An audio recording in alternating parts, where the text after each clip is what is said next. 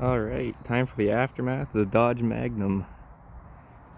Went pretty good overall. Didn't place, which kind of sucked. I think I got fourth. I gotta watch and upload the video of the heat. But there's about 12 cars in my heat, I think, so finished somewhat towards the front. And overall, pretty happy with it. Back end, I had no pre-bending, no notching, nothing done to this thing. And as you can see, the back end's going up. Both frame rails are tucked inwards, and both of them kinked right at the wheel well, and they're going up. So for the next one I build, definitely gonna build it the same way. Back bumper was rotten, so not much left of that. Did end up bending two trailing arms. That's why the wheels are all bent. I did swap this one over to steel, but I don't know if you can see in there, that steel control arm is completely bent, which is why the wheels tipped out the way it is. Same thing on the other side. This side here took lots of big door shots here on this side. I don't know if you can tell on camera, but the side of this car is way in. Actually started kinking on the inside, and the pillar kinked inwards and heading toward the battery. I got about half a foot or so to the battery.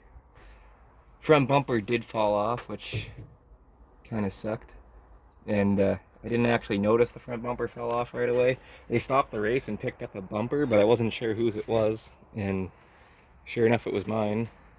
So the front frame's doing some really weird stuff up here due to not having a front bumper on it for part of the heat. Basically what happened was a guy came in on an angle after the bumper fell off, hit this frame rail, and this frame rail is supposed to be right about here in line with that subframe mount. So that's pretty far over. It kinked it all on the other side. Kind of hard to tell, but I'm gonna actually try to get one more run out of this car. Gonna probably hook a chain around this one rail, park another car up against the side of this so that the car can't move, and try to stretch that back in place.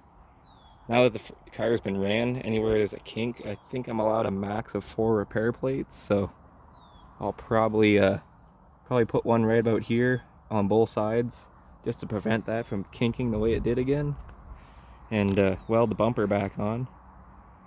But don't know where I'm gonna run this. There is a derby coming up in Huntington that has the same rules, so if I feel like I can get this ready, I have about 3 weeks from today to get it done, so most likely be running in Huntington, but as long as it doesn't interfere with any of the other builds I have coming up, as long as they're not the same date or anything like that. But what ended up taking this out, also took a pretty good door shot, which peeled the door open. You can see the seat in there. As I was driving, I could see a track through the hole, which was kind of sketchy. But what ended up taking this out, I don't know if you can see up there, the starter wire right there broke in half from corrosion, which kind of sucks. Made a hit with a Nissan, I believe it was, and the car stalled out, shut off, and I was trying to restart it and it wasn't even cranking at all. So I kind of figured it was something starter related, because a lot of times these cars, the small trigger wire that goes to the spade connector on the starter, the first one I had when the motor mounts broke, that's what ended up taking it out. The motor shifted so far over that it actually unplugged the spade connector from the starter, which is why, I don't know if you guys can tell, but I chain all the motor mounts up now.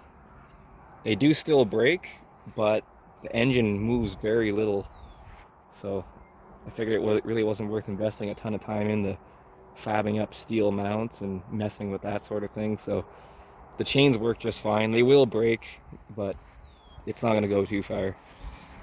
Same thing, this wheel's bent, but as far as the back end, it's packing in really nice. So after I do the second run on this thing, it should be wadded up pretty good.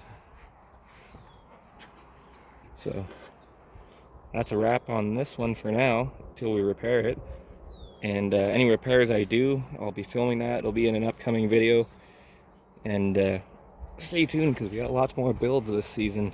I believe there's another 6 runs I think I'm going to be doing this year, all with different vehicles, so I'll make sure to film all that stuff. Anyway, that's it for this video. See you in the next one.